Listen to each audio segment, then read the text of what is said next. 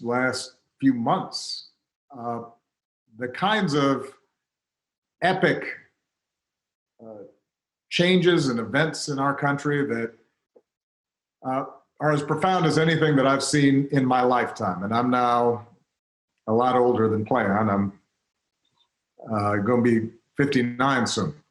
Uh, and let me begin by acknowledging that although all of us have been feeling pain, uncertainty, disruption, some folks have been feeling it more than others. Most of all, the pain that's been experienced by the families of George and Brianna and Ahmaud and Tony and Sean and too many others to mention, those that we thought about during that moment of silence. And to those families who've been directly affected by tragedy, please know that Michelle and I and the nation grieve with you, hold you in our prayers. We're committed to the fight of creating a more just nation in memory of your sons and daughters. And we can't forget that even as we're confronting the particular acts of violence that led to those losses, our nation and the world is still in the midst of a global pandemic that's exposed the vulnerabilities of our healthcare system, but also the disparate treatment and, as a consequence, the disparate impact that exists in our healthcare system, the unequal investment, the biases that have led to a disproportionate number of infections and loss of life in communities of color. So in a lot of ways, what has happened over the last several weeks is challenges and structural problems here in the United States have been thrown into high relief. They're the outcomes not just of the immediate moments in time, but they're the result of a long history of slavery and Jim Crow and redlining and institutionalized racism that too often have been the plague, this original sin of our society. And in some ways, as tragic as these past few weeks have been, as difficult and scary and uncertain as they've been, they've also been an incredible opportunity for people to be awakened to some of these underlying trends. And they offer an opportunity for us to all work together to tackle them, to take them on, to change America and make it live up to its highest ideals. And part of what's made me so hopeful is the fact that so many young people have been galvanized and activated and motivated and mobilized. Because historically, so much of the progress that we've made in our society has been because of young people. Dr. King was a young man when he got involved. Cesar Chavez was a young man. Malcolm X was a young man. The leaders of the feminist movement were young people. Leaders of union movements were young people. The leaders of the environmental movement in this country and the movement to make sure that the LGBT community finally had a voice and was represented were young people. And so when sometimes I feel despair, I just see what's happening with young people all across the country and the talent and the voice and the sophistication that they're displaying. And it makes me feel optimistic. It makes me feel as if, this country is going to get better. Now, I want to speak directly to the young men and women of color in this country who, as Playon just so eloquently described, have witnessed too much violence and too much death. And too often, some of that violence has come from folks who were supposed to be serving and protecting you. I want you to know that you matter. I want you to know that your lives matter, that your dreams matter. And when I go home and I look at the faces of my daughters, Sasha and Malia, and I look at my nephews and nieces, I see limitless potential that deserves to flourish and thrive. And you should be able to learn and make mistakes and live a life of joy without having to worry about what's going to happen when you walk to the store or go for a jog or are driving down the street or looking at some birds in a park. And so I hope that you also feel hopeful, even as you may feel angry, because you have the power to make things better, and you have helped to make the entire country feel as if this is something that's got to change. You've communicated a sense of urgency that is as powerful and as transformative as anything that I've seen in recent years. I want to acknowledge the folks in law enforcement that share the goals of reimagining policing, because there are folks out there who took the oath to serve your communities and your countries, have a tough job, and I know you're just as outraged about the tragedies in recent weeks as are many of the protesters. And so we're grateful for the vast majority of you who protect and serve. I've been heartened to see those in law enforcement who've recognized, let me march along with these protesters.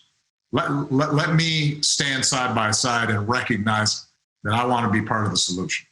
And who've shown restraint and volunteered and engaged and listened, because you're a vital part of the conversation. And change is going to require everybody's participation.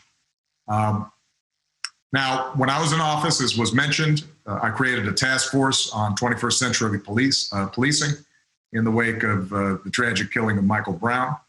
That task force, which included law enforcement and community leaders and activists, was charged to develop a very specific set of recommendations to strengthen public trust and foster better working relationships between law enforcement and communities that they're supposed to protect, even as they're continuing to promote effective crime reduction.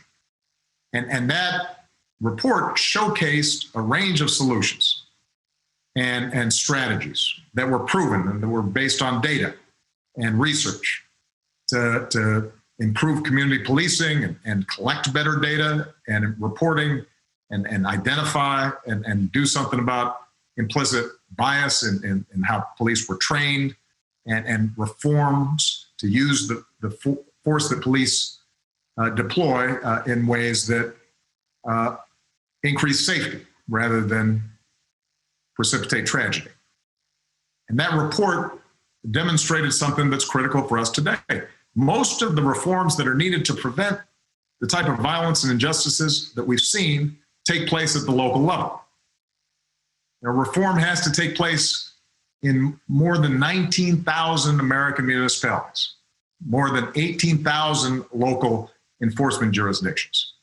And so as activists and everyday citizens raise their voices, we need to be clear about where change is going to happen and how we can bring about that change.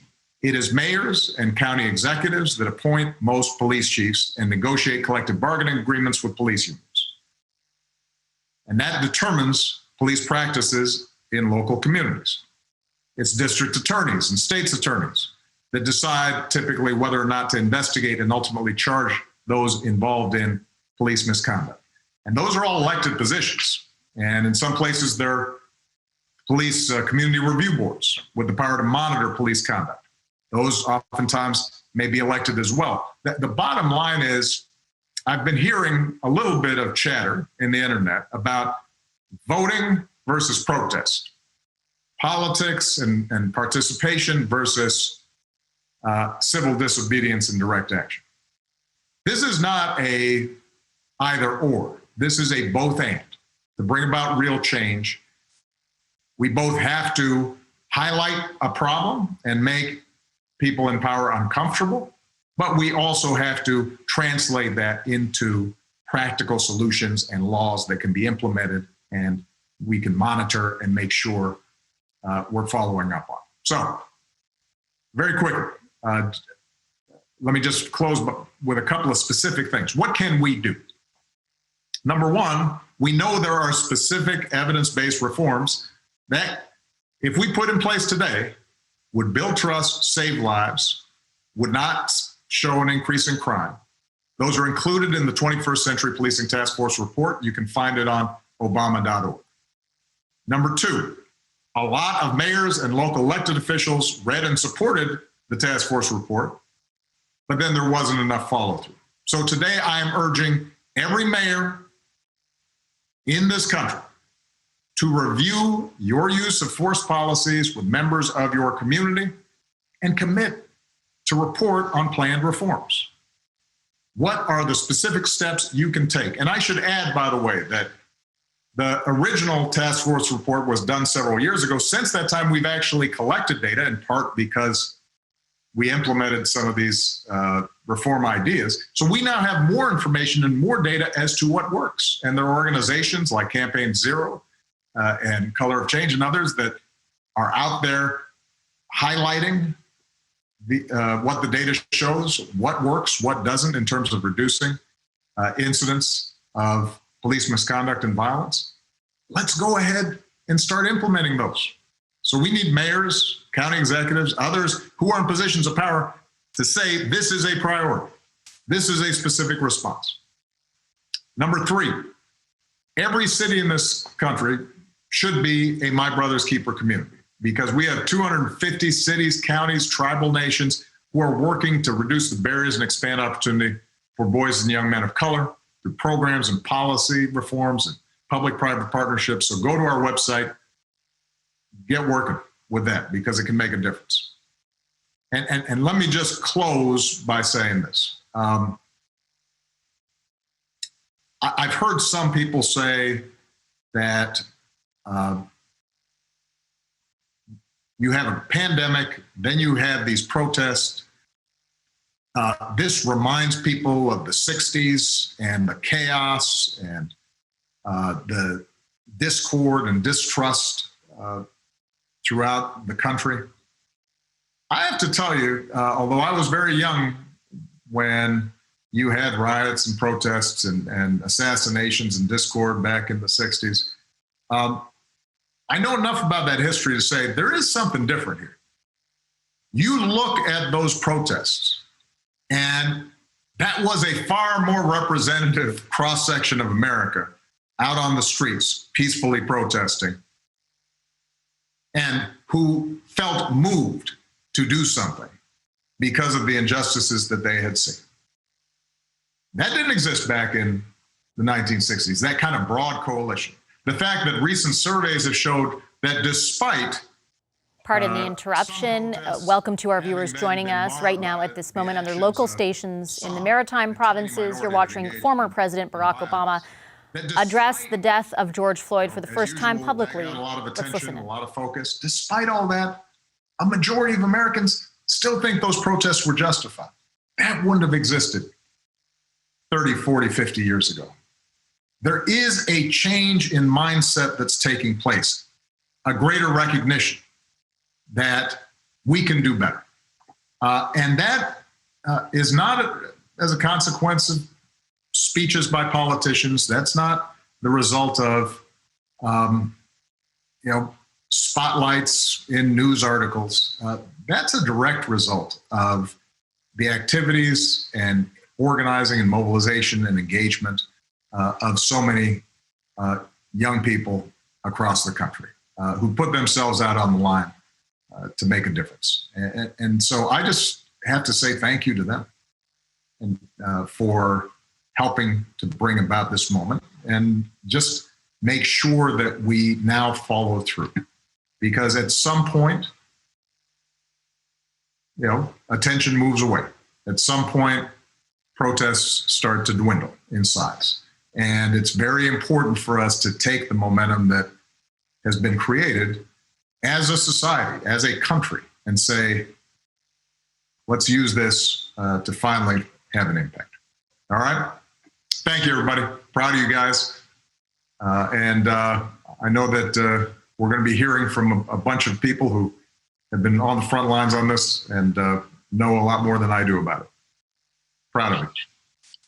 Thank you, Mr. President. For everyone that's watching, the president decided he wanted to stay. President Barack Obama addressing the death of George Floyd for the first time publicly in a roundtable, sort of a virtual roundtable that's taking place. He had previously issued a written statement, but these were the first remarks that he made in public since then. As I said, a number of things that I want to go over that the former president talked about. And Roy Alston, who was with us prior to those remarks, listened in with us. He's a former member of the Dallas Police Department in Texas. Hi again, Mr. Alston. Thanks. Thanks for sticking around with us. I just want to go over a couple of things that the president said. First of all, the overall tone was definitely one of optimism. A lot of people had speculated or wondered prior to this whether he would directly address some of the actions or words of President Trump, and he didn't appear to. In fact, most of what he talked about was sort of how to take this momentum and put it into something that will affect change. What was your impression of what he said? Well, I thought his speech was very balanced, very optimistic. I think there's something and he said for everybody, regardless of where you sit on the political spectrum. I think President Obama is a consummate professional statesman. I'm sure I was always assured that he would not take a direct stance against a sitting president. So I fully enjoyed what he said, and I think he gave us some really good tactics that we can do to go forward with and have real change in this country. There was a couple interesting things, especially at the end there, almost like an underlying thesis that he presented, in which he talked about what actually I have heard from a number of people too, that they're reminded, for example, of what happened in the 1960s. And he drew a distinction between the 1960s and what we're seeing now. And he said that there's been a change in the mindset that he thinks is taking place. I'm wondering if you sort of agree with that assessment, that there's sort of almost a better chance that things will change this time. Well, and I think he's absolutely right. So there's a theme there that the president talked about. He also talked about it in his article in the Medium when he said it's not politics or protest, it's both. And I think the young people that are protesting today understand that they need to get involved politically in order to have effective change. Most people in the United States don't know how their local government works. Reform in policing is going to take place when the local governments take place.